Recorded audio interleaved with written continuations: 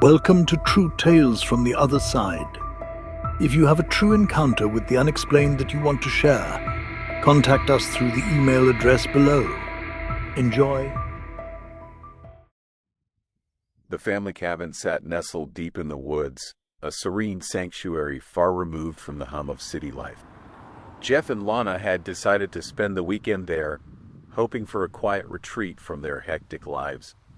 Surrounded by dense pine trees, the cabin had always been a cherished spot for Jeff, who grew up visiting it with his family.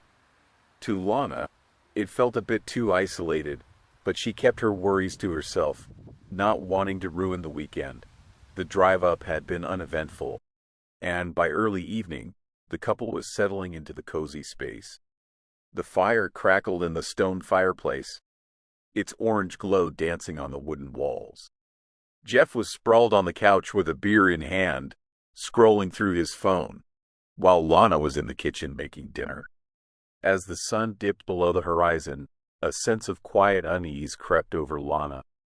The wind outside seemed to whistle through the trees with an eerie persistence, and the shadows cast by the flames danced in ways that unsettled her. "Do you hear that?" Lana asked, stepping into the living room. "Hear what?" Jeff replied, not looking up. She paused, straining her ears. A faint scratching sound echoed from outside, barely audible over the wind. "Jeff, there's something outside," he sighed, setting his phone down. "It's probably a raccoon or something. This is the woods, Lana. Animals are everywhere." But the noise persisted, growing louder as the minutes ticked by. Lana's grip tightened on her mug of tea. "It doesn't sound like a raccoon." Jeff shrugged. "Relax. It's nothing." Lana wasn't convinced. She walked to the window and peered out, but the darkness was impenetrable, save for the pale sliver of moonlight glinting off the trees. As they finished dinner, the noises grew louder. This time, it wasn't just scratching. There was a distinct thud, followed by what sounded like heavy breathing. Jeff froze mid-bite, his casual demeanor faltering. "What the hell was that?" "I told you, something's out there," Lana whispered, her voice trembling. Jeff stood and grabbed the flashlight from the kitchen drawer. "All right, I'll go check it out." "No, Jeff." Lana grabbed his arm. "Don't go out there. Please. It's probably just a bear or something looking for food," he said, brushing her off. His ego wouldn't let him admit he was starting to feel uneasy, too. Despite her protests, Jeff unlocked the door and stepped outside. The flashlight beam cut through the darkness, illuminating the dense trees. The air was cold and still, the forest eerily quiet. "See?" "Nothing," he called back to Lana, but as he turned to head back inside, a low growl rumbled from the shadows. Jeff froze, his breath hitching in his throat. He swung the flashlight toward the sound, and his blood ran cold. A hulking figure stood just beyond the beam's reach. It was tall, easily over 7 feet, with matted fur and glowing yellow eyes. Its elongated snout revealed rows of sharp teeth, and its clawed hands flexed as if preparing to pounce. Jeff didn't wait to see what it would do. He bolted back inside, slamming the door behind him and locking it. "Lana, lock all the windows, now." She didn't need to be told twice. Panic set in as they barricaded the door with furniture, the heavy thuds of the creature's weight against the wooden frame sending splinters flying. For hours, the couple huddled together, listening to the relentless assault. The creature circled the cabin, its guttural growls and sharp claws scraping against the walls. At one point, it smashed a window, but the barricade held. Lana sobbed quietly, clutching a kitchen knife for what little comfort it provided. Jeff, pale and sweating, gripped the shotgun his father had left in the cabin. "Is it going to get in?" Lana whispered. "Not if I can help it," Jeff said, though his voice lacked conviction. The creature didn't relent. It howled, a bone-chilling sound that echoed through the woods, and every so often, the cabin shook as it slammed against the walls. The couple didn't sleep.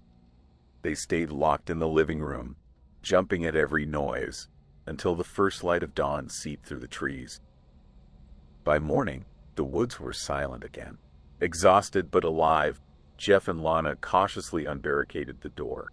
The scene outside was horrifying. Deep claw marks gouged the wooden door, the siding of the cabin shredded in places. Large, wolf-like tracks led from the porch into the forest. "We're getting out of here," Jeff said, his voice hoarse.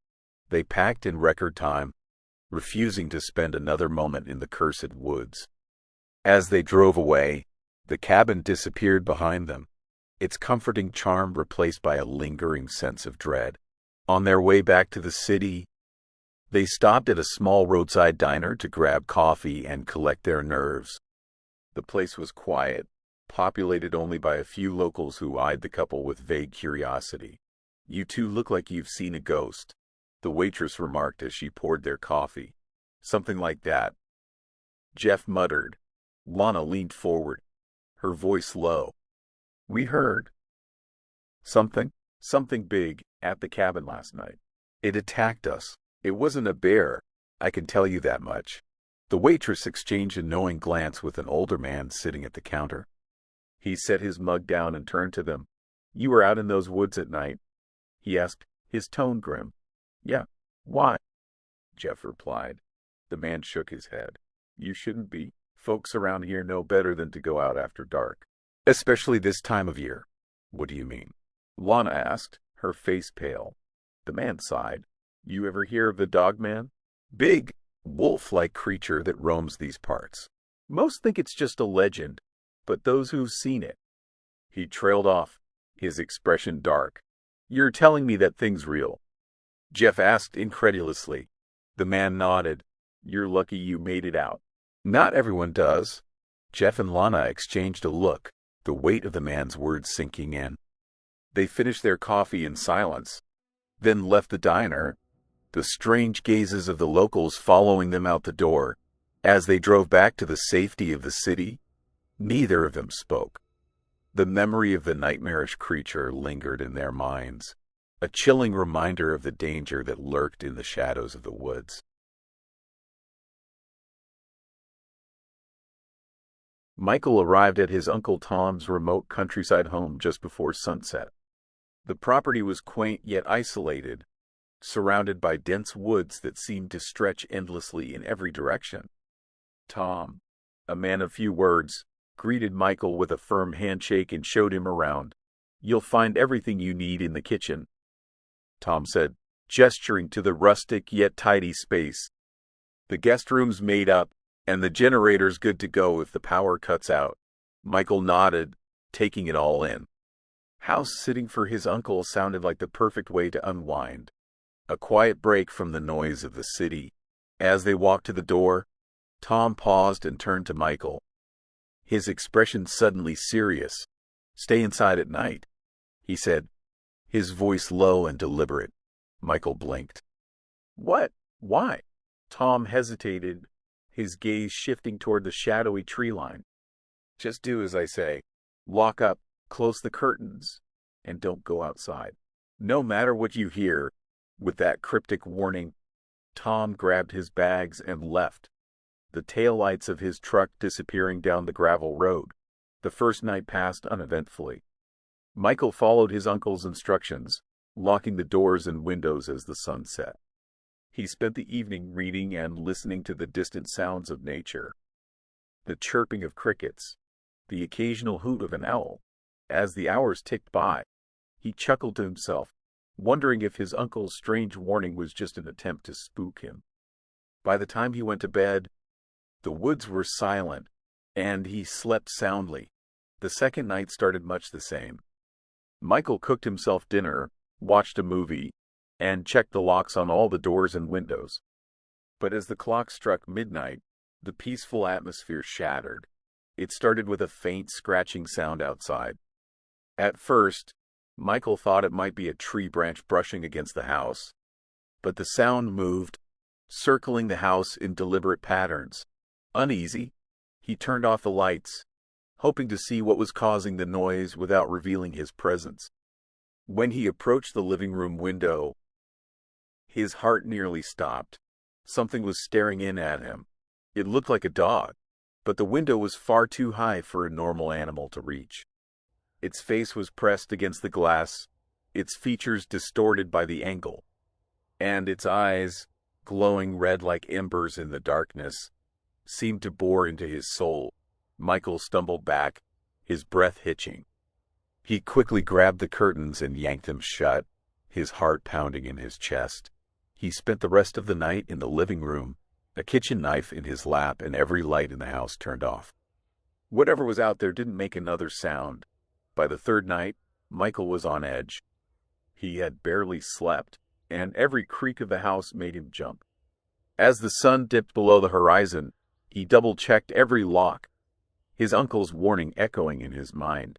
This time, the noises started earlier. Heavy footsteps circled the house, slow and deliberate, like something was testing the perimeter. Then came the scratching again, louder and more insistent. Michael grabbed his uncle's shotgun, which he had found in a locked cabinet earlier that day. He stood in the living room, his hands trembling as he aimed at the front door. The noises grew more aggressive.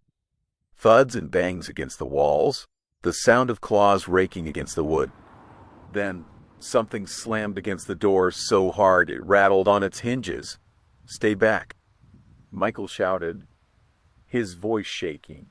The assault continued, the creature's growls reverberating through the walls. Michael could feel his resolve crumbling. Just as he steadied his aim, prepared to fire through the door, the chaos suddenly stopped. Silence. Then, headlights appeared in the distance, cutting through the darkness. A wave of relief washed over Michael as his uncle's truck pulled up to the house. He sprinted to the door, threw it open, and ran to meet him. "Uncle Tom," he shouted. "Something's out here." It tried to get in. It was scratching, banging on the walls. Tom raised a hand, silencing him. His expression was unreadable, his face pale. "You locked up and stayed inside, right?" Michael nodded frantically. "Yes, but it almost broke in." "What the hell is out here?" Tom sighed, his shoulders slumping. "That's why I told you not to go outside at night." "But what is it?" Michael pressed. Tom glanced toward the woods, his jaw tightening. "It's been around for a long time. People around here call it the Dogman. Don't know what it is or where it came from, but it's smart. Territorial. You're safe as long as you stay inside and don't draw attention to yourself." Michael stared at him, disbelief and frustration warring in his mind. "You knew this thing was out here, and you didn't warn me." "I did warn you," Tom said quietly. "And you listened. That's why you're still alive." Michael didn't argue. The weight of his uncle's words, and the memory of those red eyes, was enough to keep him silent. As they entered the house together, Michael glanced back at the woods one last time. The shadows seemed deeper now, the trees impossibly still. He shuddered and locked the door behind him, vowing never to set foot near his uncle's house again.